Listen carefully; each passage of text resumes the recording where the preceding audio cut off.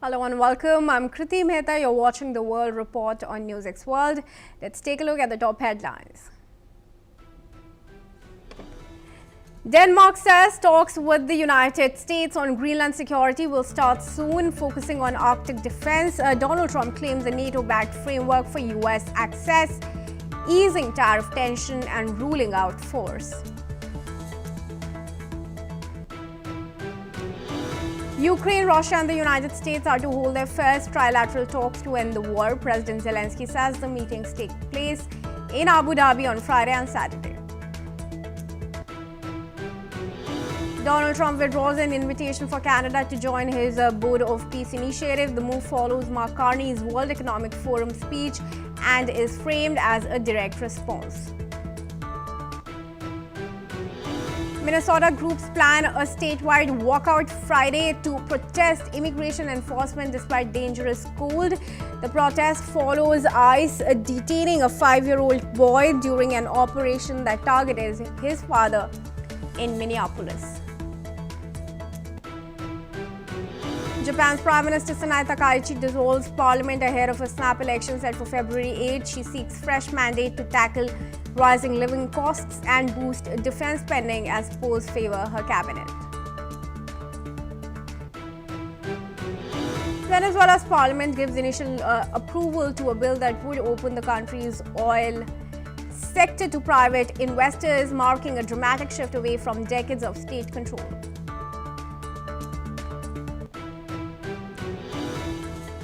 TikTok says it reached a deal allowing the app to keep operating in the United States. The move ends a long security dispute and averts a ban after enforcement was repeatedly delayed. Campaigning begins in Bangladesh ahead of national elections set for February 12, the first since the 2024 uprising. The interim government pledges a free vote as 350 lawmakers are elected in what observers call a landmark poll.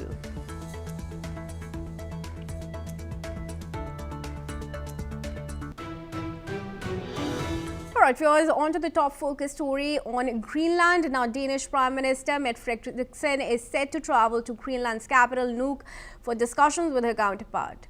This follows U.S. President Donald Trump's decision to back down from his threats to seize the island without force. Frederiksen earlier met with NATO Secretary General Mark Rutte in Brussels, where they discussed security concerns in the Arctic. Rutte and Frederiksen also agreed to work together to strengthen NATO's presence in the Arctic. They have stressed enhancing defense capabilities to ensure regional security, especially after Trump's change of stance.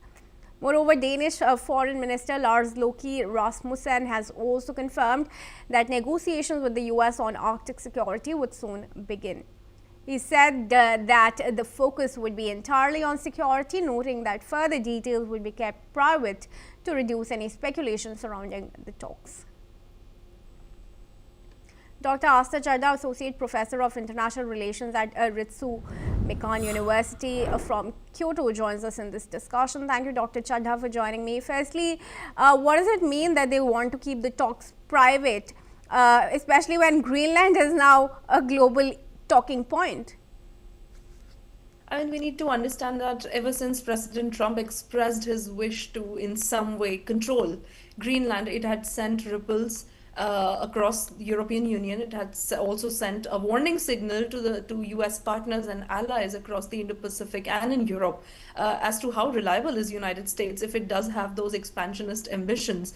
And and then we saw President Trump backing down on the tariffs and saying that he would probably not use force. But that does not mean he is completely backed out of his ambitions, which are in some way to ensure that Greenland does remain in some sort of control, though we don't know what is the nature of that control. Is he seeking economic control? Is he seeking military control? Is he seeking just territorial access to key sea routes and shipping lanes?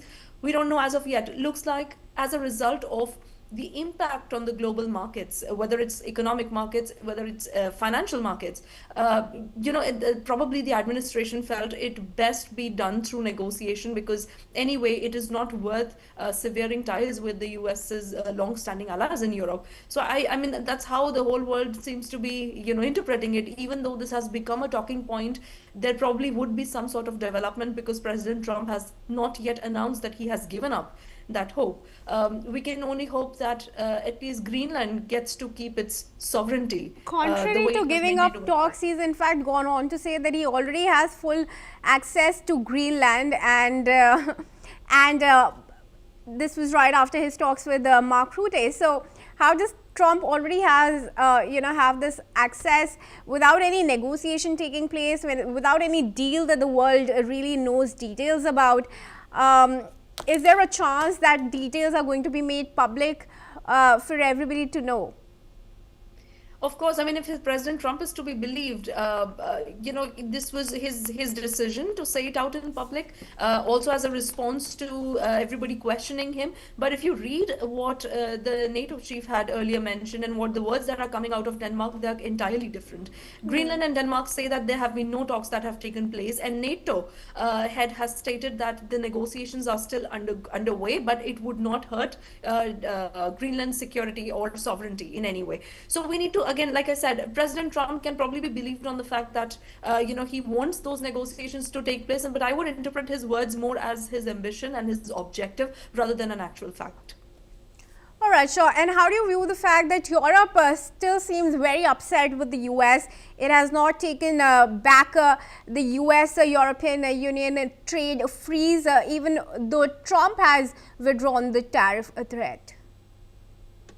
I mean, of course, we need to look at it as a wider shock that was sent into the global international order when a big hegemon like United States talks of seizing territory or imposing tariffs. These are very coercive measures, if not direct threats. So, given, I do not think that rupture that has been made in some way in trust, at least between Europe and its Euro-Atlantic partners, I do not think it's going to mend that easy. On the other hand, what I do see is that Europe is going to go towards the rest of the Indo-Pacific and seek partners. And we saw that Europeans are very interested in establishing better trade deals with countries like India, because they are seeking alternative partnerships. Similar views we'll see coming out of Canada as well.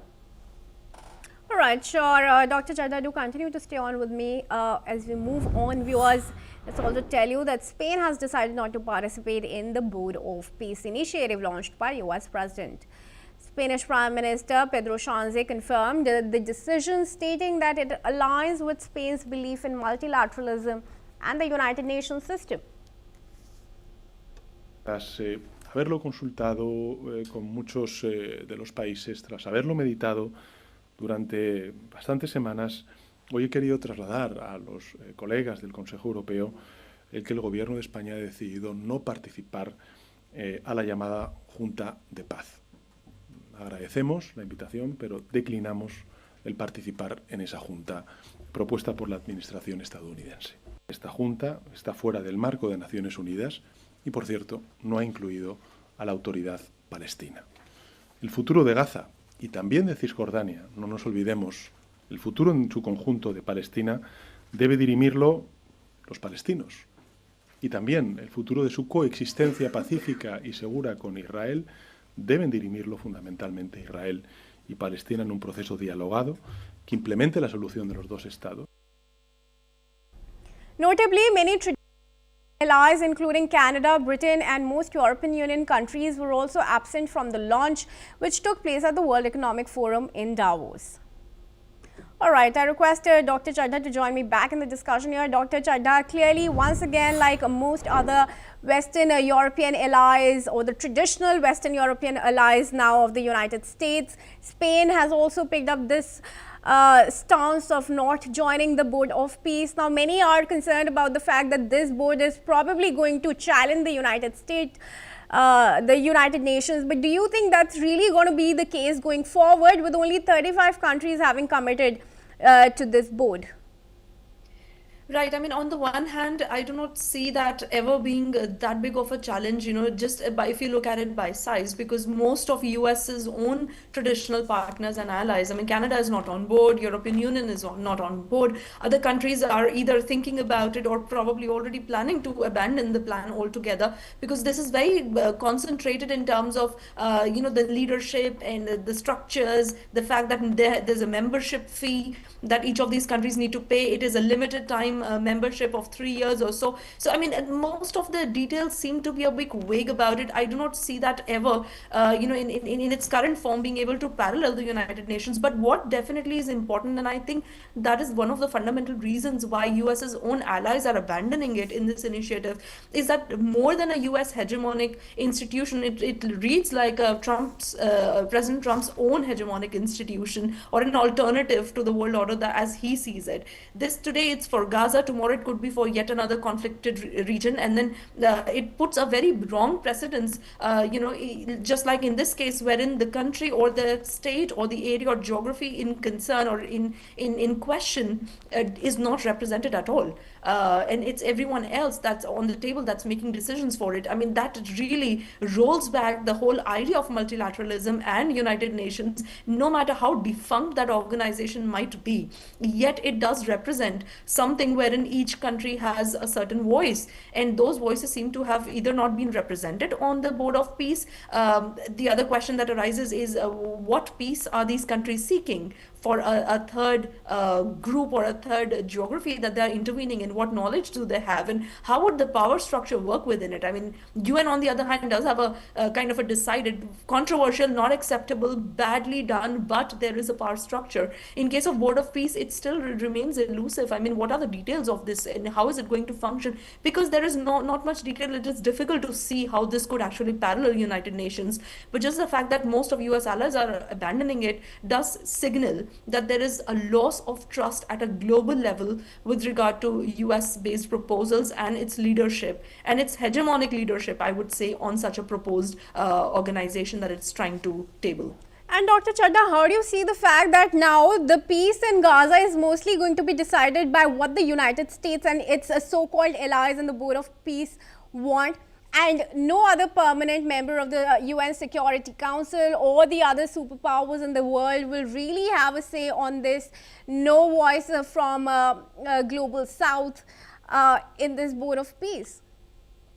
Correct. I mean, it would have looked better had this Board of Peace actually had representation of a lot of other nations that matter, not just US allies. I mean, I would say for that matter, the upcoming middle powers in the country, there's Japan, there's Australia, there's India, there's South Korea. Those countries cannot be avoided when we're talking about world peace. They're very inherent to the global order. On the other hand, let's be realistic here. How much really have any other voices mattered to the extent that United States' voice has mattered, specifically when it comes to these conflicts that have erupted over the years in the Middle East? So US has already maintained its hegemony. This should then be seen as yet another project to maintain and propel that same hegemony. And probably that is the reason why we see a lot of partners, not just from within the Americas, but also Europe, abandoning the initiative. And most of the other countries that are currently represented seem to be the ones that probably, I mean, they might have a regional representation, but they don't seem to have a very balanced view with regard to how this Board of Peace could actually lead to peace in the region. Right. Dr. Chadha, thanks then very much for joining me in this discussion. It was a pleasure to speak with you. Moving ahead now, viewers, we're going to cover news from South Asia. Now, the Indian rupee has fallen to a new all-time low of 91.77 against the US dollar on Friday, surpassing the previous record of 91.7425 set earlier this week.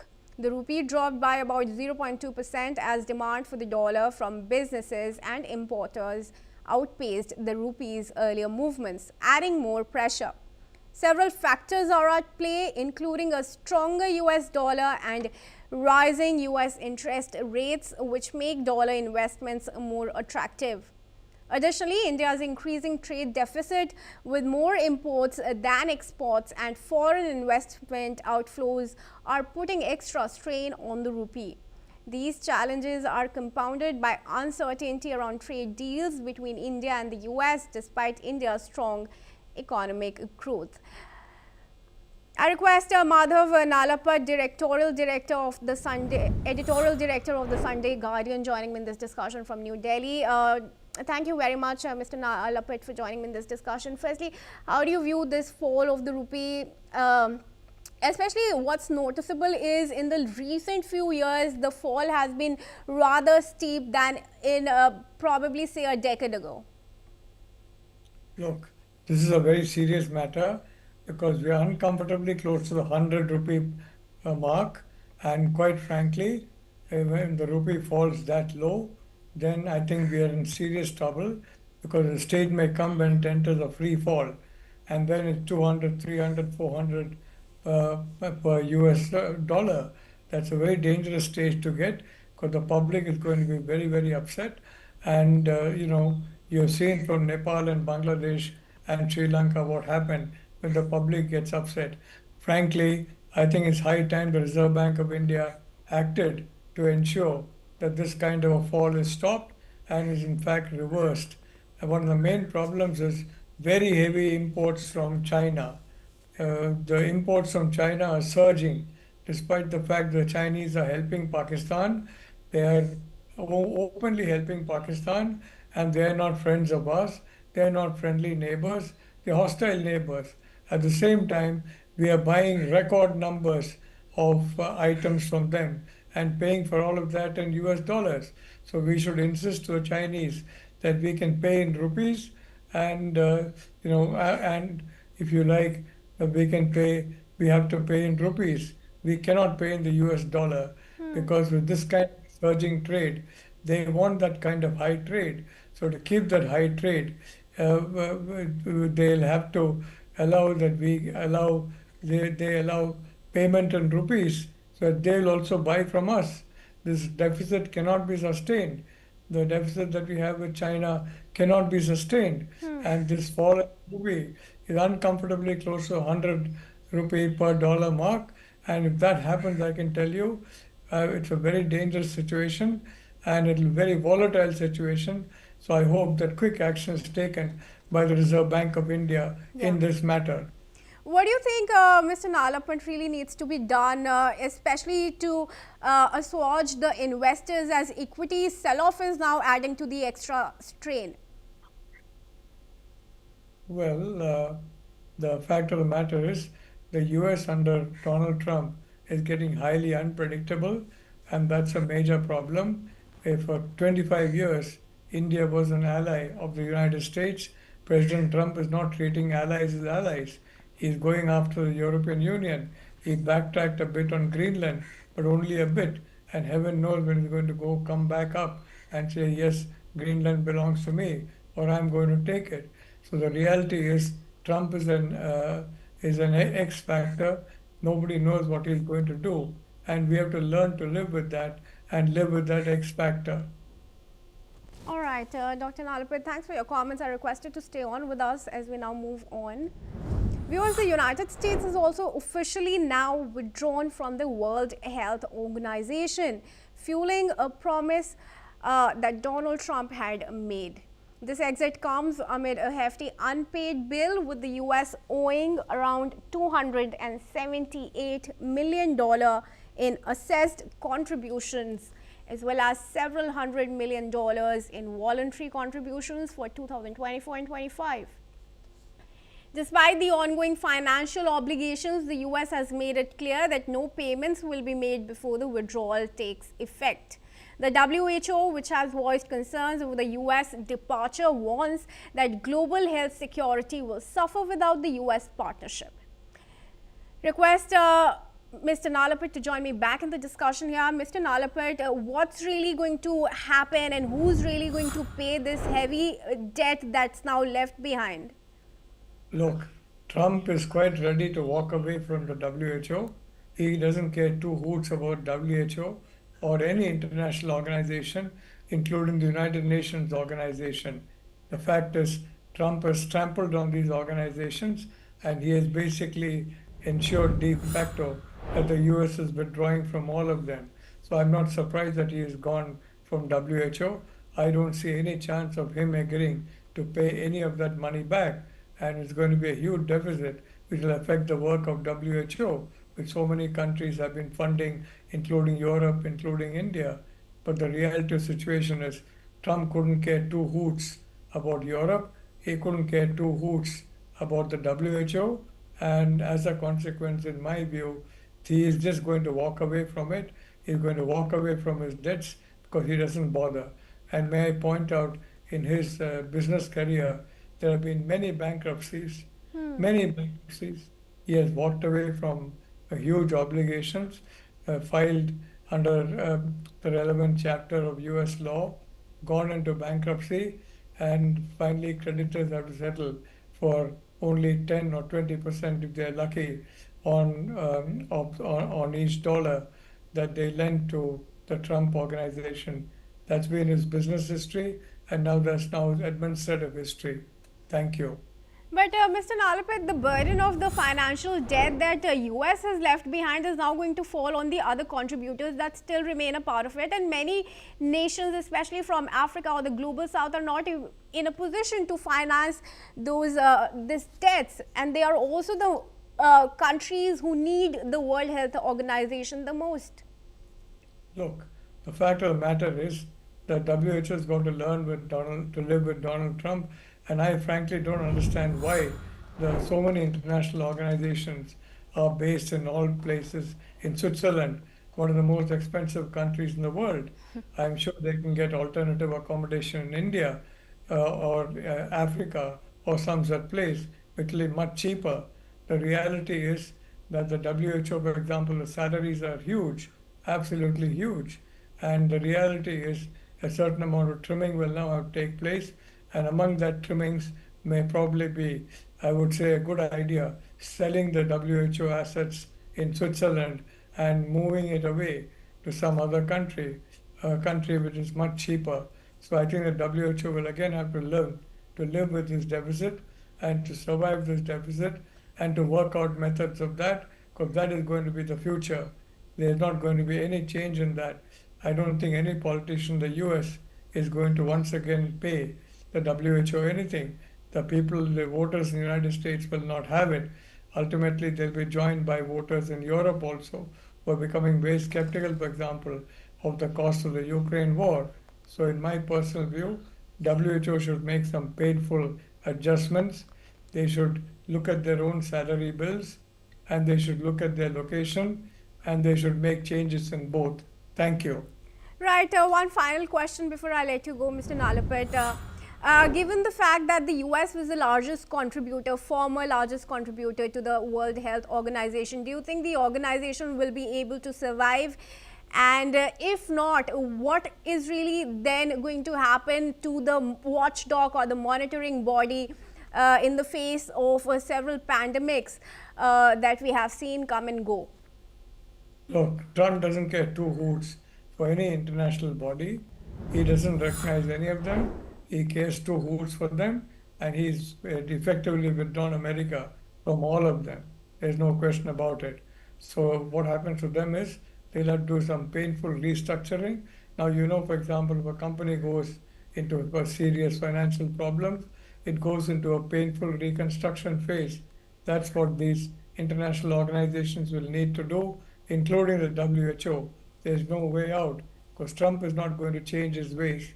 Trump is not going to be persuaded to give that money over. It's all that can be done is for WHO to make structural changes to ensure that it runs a leaner and more effective, more cost-effective organization than now. Thank you. All right. Thank you very much, Mr. Nalapet, for joining me in this discussion. And moving ahead, yours. Now, a British court has allowed a legal challenge to move forward against a large data center project outside London. The 90 megawatt data center in Buckinghamshire was approved last year, but campaigners argue that the impact on climate change was not considered. The two groups challenging the project, a Foxglove and Global Action Plan, claim that the government has failed to assess the extra electricity needed to power and cool the center, especially as demand for data centers increases with the rise of generative AI. While the developers argue the project was properly approved, the court agreed with the campaigners, granting them permission to pursue the challenge in court. This court set a precedent as the first legal challenge against a hyperscale data center in the UK. A full hearing in the case is expected later this year.